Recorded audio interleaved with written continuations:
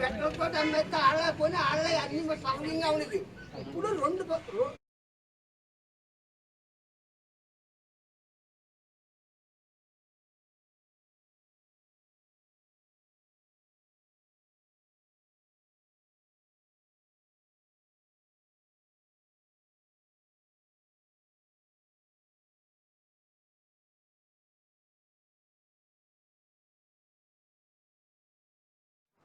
AV9 TV వార్తలకు స్వాగతం.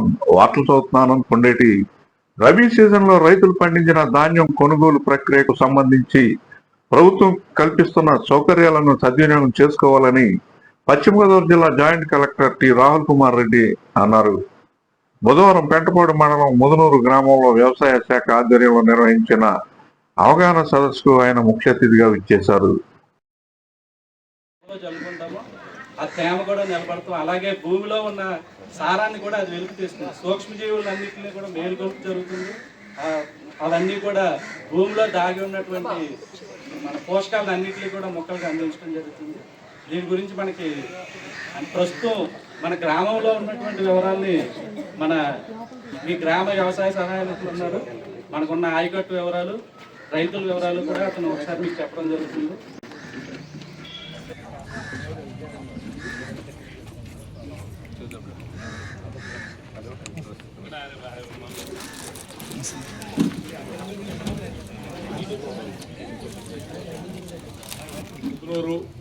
తర్వాత ఆకుతీగపాడు నుంచి కూడా వచ్చినటువంటి రైతులందరికీ ఈ అవగాహన సదస్సుకు ఇచ్చేసినటువంటి మన గౌరవ జాయింట్ కలెక్టర్ గారికి స్వాగతం పలుకుతూ, అలానే ఈ గ్రామ సర్పంచ్ గారు మేడం, తర్వాత ఆకుతీగపాడు సర్పంచ్ గారు, తర్వాత సొసైటీ ప్రెసిడెంట్ గారు, ఇంకా ఇతర రైతు సోదరులు అయితే పెద్దలు కూడా ఇక్కడ వచ్చి ఉన్నారు.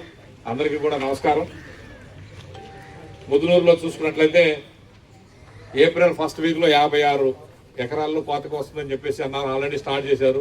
చెప్పడం జరిగింది ఏంటంటే స్టార్ట్ చేశారు కానీ సార్ ఒక 5 ఎకరాలు పోయిన వెంటనే అక్కడ మిషన్ కొద్దిగా ఇంకా ఎక్కువ తేమ ఉండటం వల్ల దిగబడుతుండడం వల్ల 2 రోజులు ఆగటానికి ఆగారు సార్. యాక్చువల్గా 56 ఎకరాలు ఇక్కడ స్టార్ట్ చేయవలసి ఉంది. 252 మెట్రిక్ టన్నులు ఇక్కడ రావడానికి అవకాశం ఉంది. అదే రెండో వారంలో అయితే 256 మెట్రిక్ ఎకరాలు చేసుకుంటే 1056 మెట్రిక్ టన్నులు వస్తుంది. మూడో వారంలో చూసుకుంటే 354 ఎకరాలు కోతకు వస్తాయి, 1460 మెట్రిక్ టన్నులు వస్తుంది.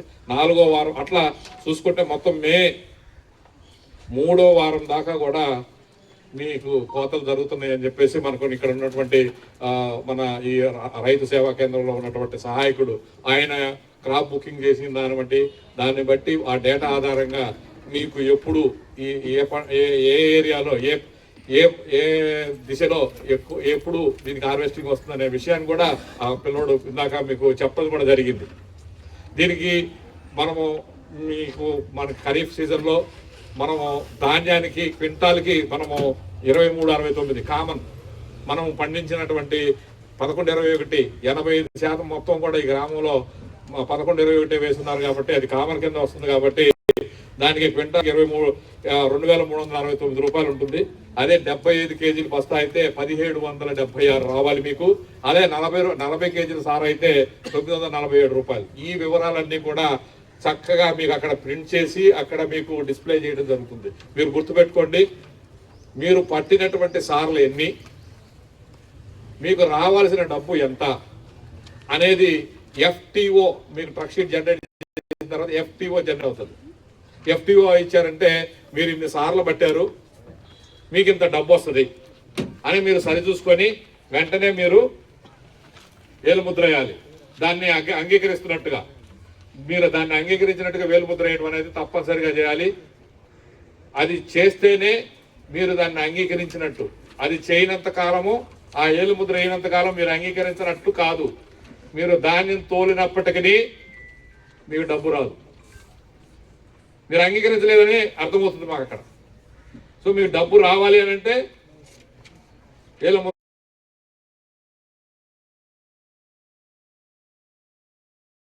ఈ సందర్భంగా జాయింట్ కలెక్టర్ మాట్లాడుతూ కావాల్సిన సమాచారం అంతా ఇవ్వాలి. ఇలాంటి అవగాహన సదస్సులు మన జిల్లాలోనే కొత్తగా మనం పెడుతున్నాం. పొలం పిలుస్తుందని జరుగుతున్నా దానికి సపరేట్గా మళ్ళీ ఇక్కడున్న ప్రజాప్రతినిధులు కానీ లేకపోతే ప్యాక్ సొసైటీ వాళ్ళు కానీ ప్రెసిడెంట్ గారి కానీ లేకపోతే అగ్రికల్చరు, రెవెన్యూ, సివిల్ సప్లైస్ వీళ్ళందరూ రావడం ఎందుకు కారణం? మీకు అవగాహన కల్పించడం కోసం. కొన్ని చిన్న చిన్న విషయాలు ఉంటాయి. ఇప్పుడు సంచులు అన్నారు, మేబీ సిస్టమ్ మారుతుందేమో. నేను ఇప్పుడు గవర్నమెంట్ తరఫున మాట్లాడట్లేదు. శ్రీకాకుళంలో నేను పనిచేశాను సబ్ కలెక్టర్గా. అక్కడ ఒక సంచి కూడా గవర్నమెంట్ ఇవ్వదు. అక్కడ రైతులకి అలవాటు ఉంది ఏంటి, ఆ పీపీ సంచులు పట్టుకొని వాళ్ళే 75 కేజీలు కాడి మిల్లు తరలిస్తారు. శ్రీకాకుళం మొత్తం ఆ విధంగా నడుస్తుంది. రాయలసీమ నుంచి నేను వచ్చాను. రాయలసీమలో ప్రొక్యూర్మెంట్ తక్కువ, గోదావరి జిల్లాలో ప్రొక్యూర్మెంట్ ఎక్కువ. అక్కడ సోనా మసూరి పండిస్తారు, ఇక్కడ బీపీటీలో లేకపోతే ఎంపీలో పండిస్తాం, సరేనా? కానీ ఎక్కువ ప్రతిష్టాత్మకంగా జరిగే జిల్లాలు ఇవి. గోదావరి జిల్లాలో ప్యాడీ ప్రొక్యూర్మెంట్ రైతుకి ఎటువంటి ఇబ్బంది లేకుండా సంచి, ట్రాన్స్పోర్టు, హమాలి ఇవన్నీ ఇంత పెద్ద వ్యవస్థ పెట్టి మనం చేస్తున్నాం. ఇక్కడ అడిగింది ఏంటి రైతుల్ని? సంచి మేము ఇస్తున్నాము, దాంట్లో ఒకసారి సరి చేసుకొని చూసుకొని తీసుకెళ్ళండి. ఒక సంచి 50 వస్తాయి, కట్టలో 50 వస్తే ఒక 10, 5 చిరిగిపోయిన ఉంటే తీసుకెళ్ళకండి. తీసుకెళ్లాల్సిన అవసరం కూడా లేదు మీకు. ఎందుకంటే మనం ప్రతి సంచికి దాదాపు 3.5 రూపాయలు మిల్లుకి రెంట్ పే చేస్తున్నాం. అది రెంట్ వాళ్ళకి పే చేస్తాము, ప్రతి సంవత్సరానికి 2 నెలలకు ఒకసారి పే చేస్తాం. సో రైతు కూడా కొంత బాధ్యతగా ఇక్కడ వచ్చిన సంచిని చూసుకొని వెరిఫై చేసుకొని తీసుకెళ్ళాలి. రెండోది, మీరు ఇందాక అన్నారు దళారిని పట్టుకెళ్తున్నారని. ఎందుకు పట్టుకెళ్ళాలి? మధ్యలో దళారి ఎవరు? దళారి ఉండకూడదని కదా గవర్నమెంట్ ఇదంతా వ్యవస్థ పెట్టింది. మళ్ళీ దళారికి ఎందుకు ఇస్తారు? మేము ప్యాక్స్ వాళ్ళకి చెప్పింది ఏంటంటే దళారికి అసలు ఇవ్వడానికే వీల్లేదు. ఈసారి ఒక సిస్టమ్ పెట్టాం, మన జిల్లాలోనే పెట్టాం. రైతు ఎవరైనా సంచులు తీసుకెళ్తుంటే ఆధార్ నెంబర్ కూడా ఇవ్వండి.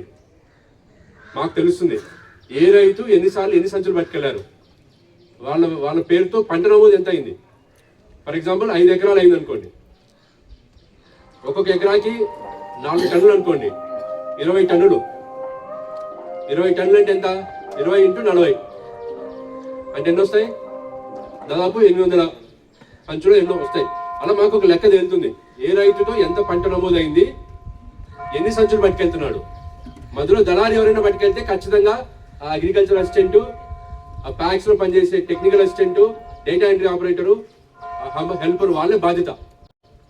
సో కాబట్టి మీరు కూడా సంచి పట్టుకెళ్తున్నప్పుడు సరి చూసుకోవడంతో పాటు ఏమైనా మిగిలిపోతే వెనక్కి ఇవ్వడము. రెండోది, ఆధార్ కార్డు కూడా ఇవ్వండి. దళారీ వ్యవస్థ పూర్తిగా నిర్మూలించాలంటే చేయాల్సిన పని ఏంటంటే సంచులు అనేవి కరెక్ట్గా రైతు చేతిలోకి వెళ్ళాలి. రెండోది, వెహికల్స్. ఈ ఊర్లో ఎన్ని ట్రాక్టర్స్ ఉంటాయి? పెంటపాడు మండలంలో పోయినసారి దాల్వాకి దాదాపు 78,041 మెట్రిక్ టన్నులు మేము కొన్నాం. 78,000 మెట్రిక్ టన్నులు. ఈసారి 80,000 మెట్రిక్ టన్నులు కొనడానికి మనం రెడీగా ఉన్నాం. దానికి సంబంధించి 9,072 మంది రైతుల నుంచి మనం కొనుగోలు చేసాం. ఈసారి ఎంత వచ్చిందండి ఈ పంట? ఎంతమంది రైతులు పంట ఈకేవైసీ చేయిస్తే, అంటే పంట నమోదు చేయిస్తే దాదాపు 9,000 మంది రైతుల దగ్గర నుంచి మనం కొన్నాం. కొంతమంది వాళ్ళ ఓన్ కన్సంప్షన్ కోసం దేనికో పెట్టుకుంటారు, కొంతమంది PR 126 లాంటివి బయటకు అమ్మేస్తుంటారు. ఈసారి PR 126 బాగా తగ్గిపోయింది, PR 126 అసలు లేదు. కాబట్టి ప్రతి బస్తా కూడా కొనుగోలు చేయడానికి మేము సిద్ధంగా ఉన్నాం. టార్గెట్లు ఏమి ఇవ్వట్లేదు వాళ్ళకి, మీరు ఎంతైనా కొనండి, మేము ఎంత తీసుకుంటామనే ఉద్దేశంతో ఉన్నాం. సో ఆ ఆలోచన ఏం లేదు, ముందు వెళ్తేనే టార్గెట్ ఉంటుంది, తర్వాత వెళ్తే టార్గెట్ ఉండదు అన్న ఆపో అయితే వద్దు. అర్థమైందా అండి? ప్రతి బస్తా కూడా కొంటాం. రెండోది, సంచులు అడిగారు. దాదాపు 2 కోట్ల సంచులు మనకు అవసరం ఉంటుంది.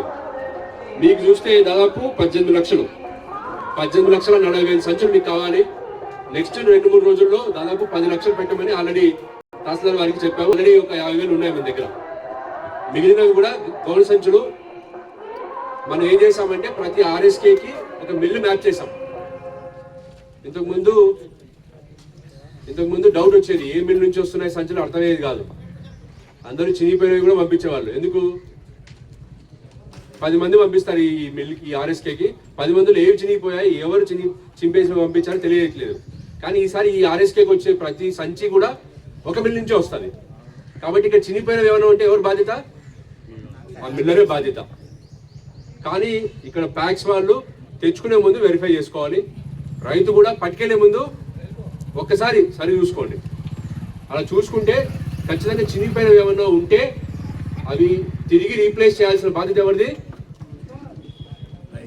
రైతుది కాదు, మిల్లర్ది.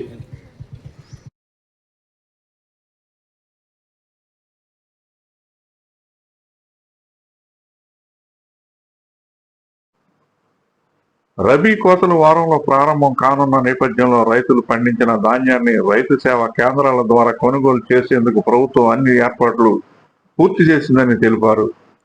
రైతుల మధ్య దళారులను నమ్మి మోసపోకుండా ప్రభుత్వం ఏర్పాటు చేసిన ధాన్యం కొనుగోలు కేంద్రాల ద్వారానే నేరుగా అమ్మకాలు జరపాలని సూచించారు. అవసరమైన గోనె సంచులను రైతులు RSKలు వద్ద పరిశీలించి తీసుకోవాలని, చిరిగిన లేదా నాణ్యత లేని సంచులు ఉంటే వెంటనే తెలియజేయాలని అన్నారు. అటువంటి సంచులను మిల్లర్లకు అప్పగించి వాటి స్థానంలో కొత్త సంచులు అందజేయబడతాయని పేర్కొన్నారు. గోనె సంచుల నాణ్యత బాధ్యత రైస్ మిల్లర్లదేనని స్పష్టం చేశారు. రైతులు తమ ధాన్యాన్ని విక్రయించే సమయంలో రవాణా, హమాలీ ఛార్జీలను ప్రభుత్వమే భరిస్తుందని తెలిపారు. తేమ శాతం ప్రభుత్వ నిబంధనల ప్రకారం ఉండాలని సూచించారు. మిల్లర్ల వద్దకు ధాన్యం వెళ్లక ముందే ట్రక్ సీట్ జనరేట్ చేసుకోవాలని రైతులకు సూచించారు. తేమ శాతం నిర్ధారణ కోసం రైతులు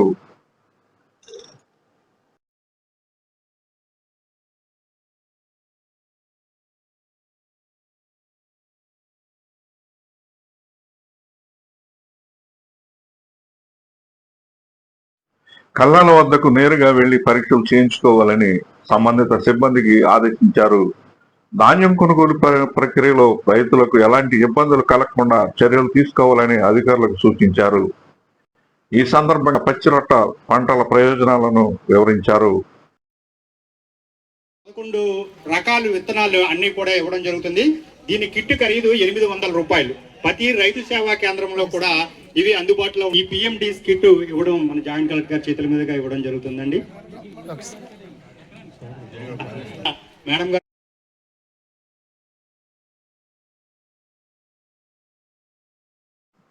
పచ్చిరొట్ట పంటల వల్ల నేలలో నత్రజని శాతం పెరిగి భూమి సారవంతంగా మారుతుందని, నేల తేమ నిల్వ సామర్థ్యం పెరిగి దీర్ఘకాలంలో పంట దిగుబడులు పెరుగుతాయని తెలిపారు. రైతులు పచ్చిరొట్ట పంటలను సాగు చేసి తమ భూములను మరింత సారవంతంగా చేసుకోవాలని ఆయన అన్నారు. అనంతరం 800 రూపాయలు విలువ కలిగిన 10 కిలోల బరువు గల 15 రకాల పచ్చిరొట్ట విత్తనాలతో కూడిన బ్యాగులను రైతులకు పంపిణీ చేశారు. ఈ జిల్లా వ్యవసాయ శాఖ అధికారి జడ్డు వెంకటేశ్వరరావు మాట్లాడుతూ, ఈ కార్యక్రమంలో తాడేపల్లిగూడెం ADA ఆర్ గంగాధర్, పెంటపాడు మండల వ్యవసాయ శాఖ అధికారి రవికుమార్, తాడేపల్లిగూడెం వ్యవసాయ శాఖ అధికారి నారాయణ, పెంటపాడు తహసీల్దార్ ఎం సునీల్ కుమార్, సొసైటీ అధ్యక్షుడు దాసరి అప్పన్న, ఆకుదిగపాడు సర్పంచ్ దాసం వెంకటేశ్వర్లు, ఆకుదిగపాడు సాగునీటి సంఘం అధ్యక్షుడు మొకమాట్ల సూర్యనారాయణ, బోరాడ శ్రీను, బుద్దన ధనరాజు, దత్తు ప్రసాద్, బుద్దన నారాయణ, సింహాచలం, VRO అప్పారావు, రైతులు తదితరులు పాల్గొన్నారు. AV9 TV news, Mudunuru.